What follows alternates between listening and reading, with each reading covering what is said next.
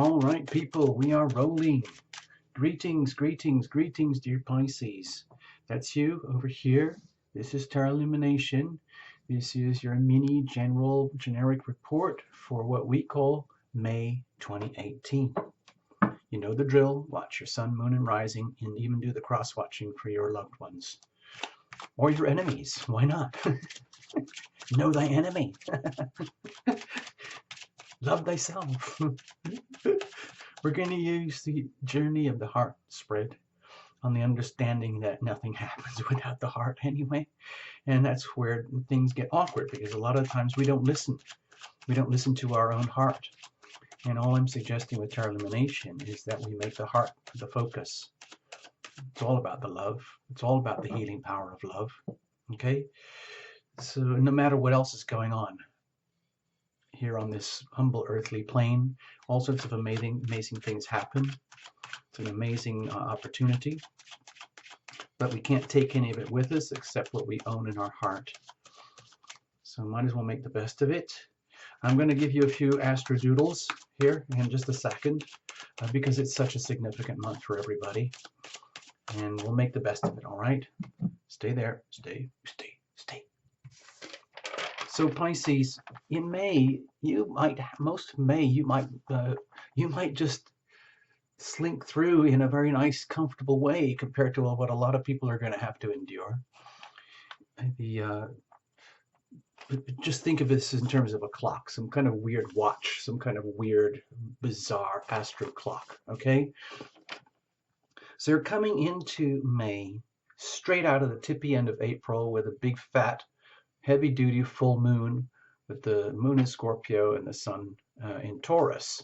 That's very comfortable for you. The Taurus-Scorpio energies and the axis is very natural and comfortable and supportive for you.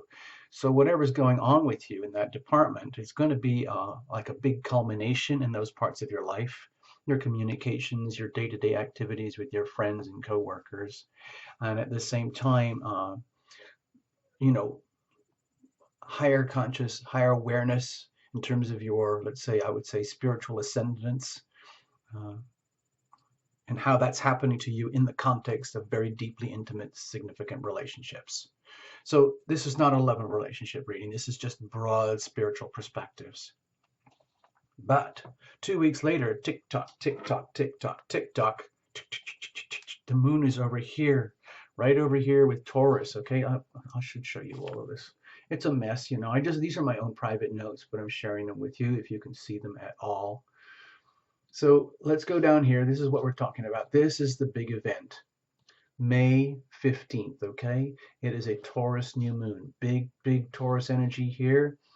And it's in your third house, communications. And we also have the really big deal, which is Uranus moving into Taurus. This is a beginning, the doorway into a 7-year journey for you, Pisces, in this part of your life. It's going to take 7 years. 7 years for Taurus to move through this part of your life. Okay? And it starts May 15th. So there you go. Again, it's comfortable, very supportive energy for you. But, ding dong, it can't be wonderful all the time, perfect. So guess what? Right at the end of the month, May 29th, this is when things might get awkward for you, because the Sagittarius-Gemini axis is going to be really lit up, and that's in a hard square to you, Pisces, whether you're talking about sun, moon, or ascendant, okay? That axis is in a hard square to you, hard square to you. You could even call it a hard T-square, depending on the exact angles. And that's happening in the foundations of your life and in your career sector, your destiny. So you're going to feel it there. There's going to be some kind of culmination there, and it might be uncomfortable for you. I'm just letting you know. If you haven't done your homework, it might be spectacular if you're highly spiritually evolved and you've done amazingly well in life and you've always made an endless stream of wonderful decisions. Okay? We'll see. Anyway, enough of that stuff. It's just, you know, that's just sprinkles or spice on top of the reading. Here we go. We don't even really need astrology for the tarot, frankly, but people expect it and they want it, and I kind of do it anyway, so we might as well share. All right, cards were well shuffled in advance. No jumpers, no flyers, no oracles, no reversals. Sorry, I love the cards the way they were originally painted. And I love the most basic, most loved Rider-Waite. It's a beautiful deck. So we're going to use the heart spread, okay? Journey, it's a journey. Think of it as a journey of the heart, okay? Pulsing every single beat. The heart knows what it needs, knows what it wants, and it hopes every moment, every beat that you, the conscious Pisces, are listening, okay? We're going to cut it up, and I'll show you in a moment here. Thank you, all of you, for visiting and choosing Tarot Lumination to get your little freebie fun reports. If you need anything heavy duty, of course, go to tarotlumination.com. Okay, cards are cut. This is you at the very heart, okay? Whether you know it or not, and the heart is always pumping, pumping, pumping, pumping the nutrients around wherever you need, and pumping away the wastes out into the waste system. It's up to us to listen to the heart and nurture and feed the heart. Love ourselves. Love thyself. Okay, over here is legacy energy, what I think of as baggage or history or whatever you're bringing into the room with you. Think of it as a briefcase or a backpack or your pockets, whatever it's loaded up with. You know, maybe it's full of trash. Maybe it's full of gold, sparkly things. Maybe it's full of wisdom. Who knows? Maybe it's stress. Who knows? Over here is the ever-present now, where you own your power. There is no sense of the past. There is no sense of the future when you're absolutely bedded in the now. Time ceases to exist. However, we do live in a three-dimensional plane where time is a very, very vivid construct in which we all have to live. Hence, we have things like clocks and scheduling and monthly reports. Now, a lot of people don't want to be in the now because it's sometimes very challenging to be present, where there's no ambiguity, where you're dealing with facts, truth, and simple, pure reality, hopefully undistorted by whatever, you know, self-medication, for example, or fear. Over here is the healing power of your decisions, because it is in the now, in the present, where you can execute your decisions, which is how you trigger your own evolution. So how do you do that? You do that effectively by making the most loving decisions to love yourself first here, because that's what is best for you, which is ultimately what is best for the whole planet, and especially your loved ones, okay? So you're starting to see that there's kind of a method and a formula here, and this would deliver consequences. The more conscious we are in our decision making and the more present we are in the now, the more the energy of consequent makes sense.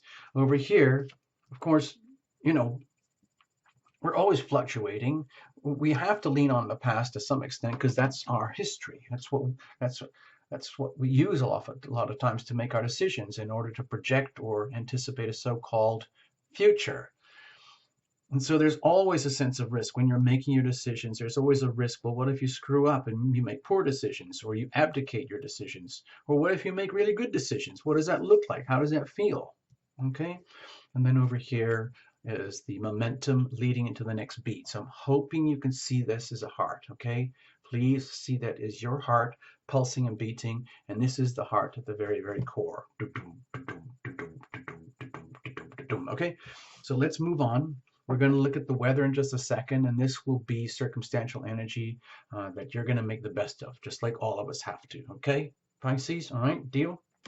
So you have the Five of Wands. So in some ways, it might be kind of exciting for you. A lot of May might be exciting and fun, bringing out the best in you, where your own talents and gifts and passions and desires and resources and ambitions are not just being tested, but being brought into, like, fermenting into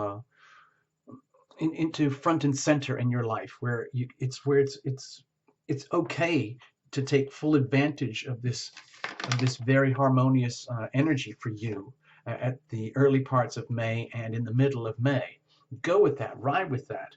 No matter how challenging your actual circumstances and conditions might be, the supporting energy is very, very conducive to bringing out the best in your talents, even if it means there's pressure on you to do so. Okay? Sometimes that's how we grow and evolve. You know how, like, sports and people and athletes and runners, they're always measuring themselves against a significant other. And you can measure yourself against yourself, like people who are in training for marathons and things. They're always pushing their limits, okay?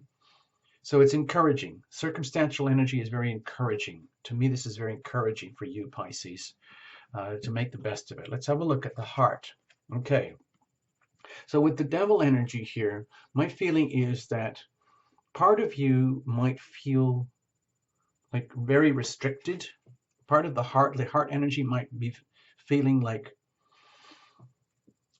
it's almost like saying, "Oh, great, thanks, Terra Illumination. Thanks for all that. That's really whoopee exciting news, and thank you for the doodles and Yahoo." But the thing is, certain things suck in my life, in my heart core level, which are very, very, very deeply binding.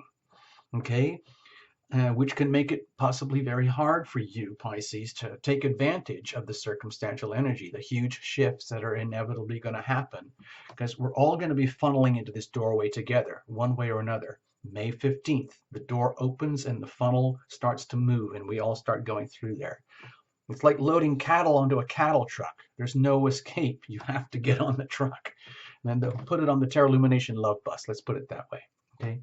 So at the heart level, if your heart, let's just use the analogy of that having to get on the Terra Illumination love bus or the future or your own evolutionary path, you might be very apprehensive right now because you might be sensing, because you're so sensitive by nature, you might be sensing the huge shifts that are going to be happening here, and you might be reluctant. So your heart itself might be actually grabbing hold of like the railings, on the funnel, on the gangway to get through to this portal, because it's scared simply because of fear. The fear of it's like your heart is owned by your own fears. But this is at the very, very core level. So you might be really squirming and frightened about very, very deep transformational changes that might appear to be happening in your life, and resisting them at the very, very heart level because it might be too intimidating for you. And at the same time, absolutely simultaneously, the heart is craving for release from the sense of bondage to whatever it is that inhibits your growth, inhibits your path in the future. If the heart is radiating this energy and deep at the soul of you, you're very unhappy about certain things, you need to listen to that. The heart wants to be heard, and it's up to you, the conscious Pisces, to listen to that. Like if you're conducting your life as though there's absolutely nothing wrong, but deep inside, your heart is really, really like trying to hold on to some kind of anchor and stability.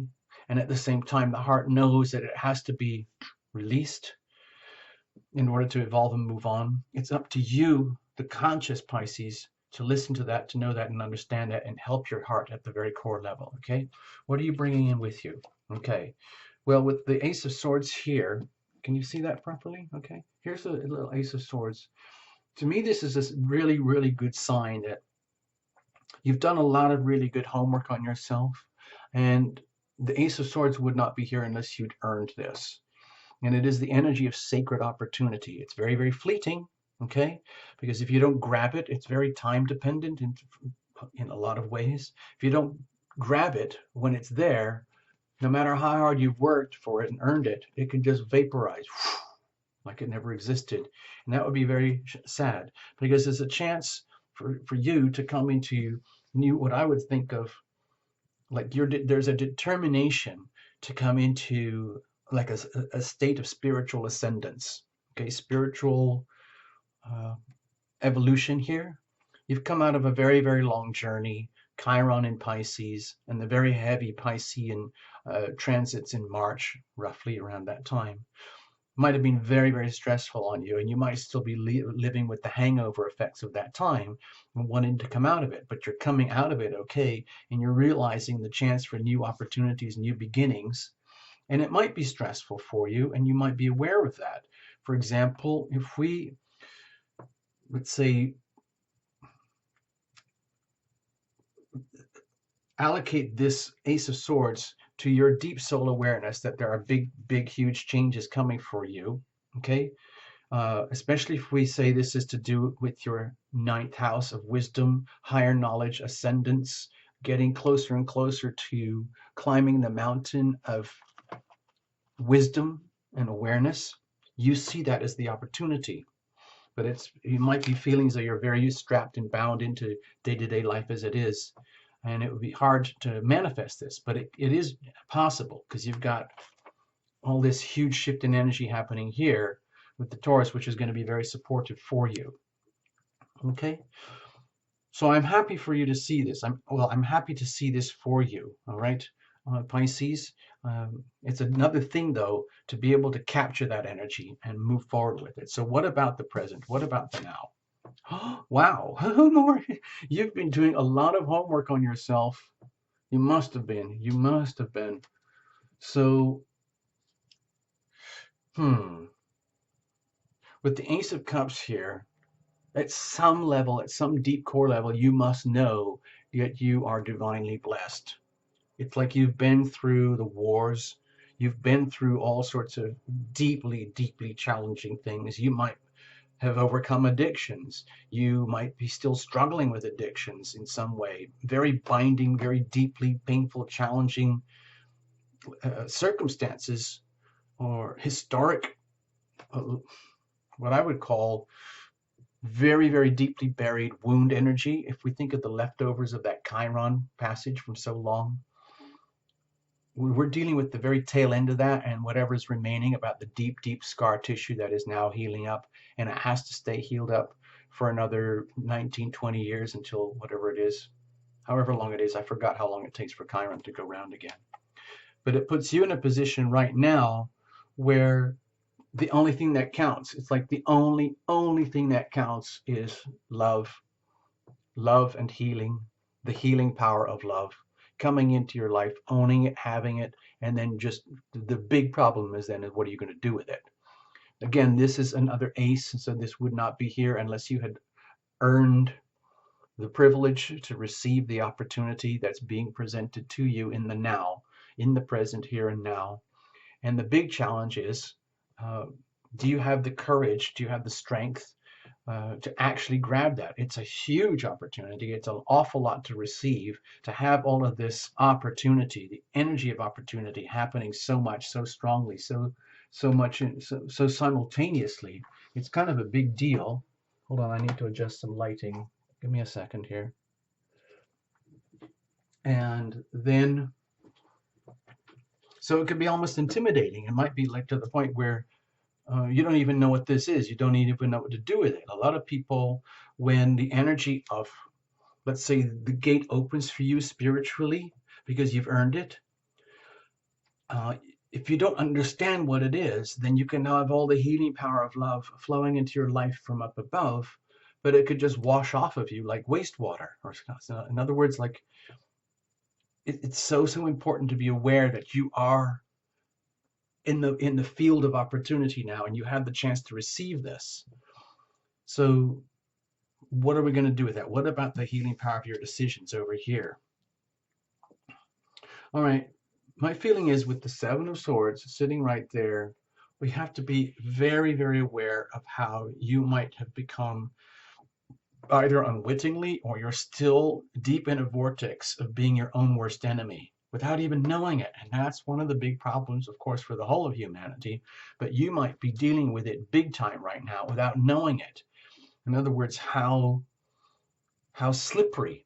It's so slippery to, and it's so easy to stray from the path of opportunity like this, to either ignore it, like if you don't believe this is possible, you can just go, what is TL talking about? The healing power of love filling your life from up above like a shower. Duh. And then as soon as you say something like that, you've immediately dissolved 90% of the opportunity for that to actually happen to you and enter into your life. Simply because of a few erroneous words, careless, thoughtless words out of habit or whatever. You might be highly spiritually evolved, but at the very core, you might be quaking and shaking and thinking, all this spiritual ascendant stuff is BS. And why do people even bother with astrology and tarot and meditation, yoga, and you know, remote healing and all these things? It's a load of BS. If those are kind of the thoughts that are swirling around inside you because you haven't received the love and perhaps in the way that you thought or expected you wanted to receive it, then that's a problem. Over here, uh, so you have to be aware that you could be very, very easily undermining yourself right now with your decisions. So how are we going to make the decisions in a way that works for you? Okay, with the Wheel of Fortune here, my feeling is to be aware that all the swirling stuff that's going to be happening in May, especially towards the end of May when you might really get dinged, so to speak, please understand that it's all part of the journey, the ups and downs, the waves as we live through life, not to take it personally. These energies here of sacred opportunity, in order to spiritually ascend, in order to receive love into your life, into your world, is very, very fleeting. It's very strong, but it's very fleeting. And it's like if you don't grab that moment, you lose it. So it's very important to understand what you might call, or anyone might call, the energy of fate. So if you feel that this is a very fated opportunity right now, you could say, yes, it is. This is a ticking clock. All of this goes tick, tick, tick, tick, tick. Once this moment passes, it's gone. It's gone forever. History. Okay? Literally. Certain patterns might repeat, but this moment, this exact moment, will be gone forever. I don't want to scare you here, but it's very important to understand how you could be the cause of your own binding and the cause of your own undoing simply from very, very, very deeply buried, let's say, what do they call that? Malicious code, like in computer language, malicious code that you didn't even know was there, like, a virus in your computer. Consequently, okay, there's hope. Don't worry.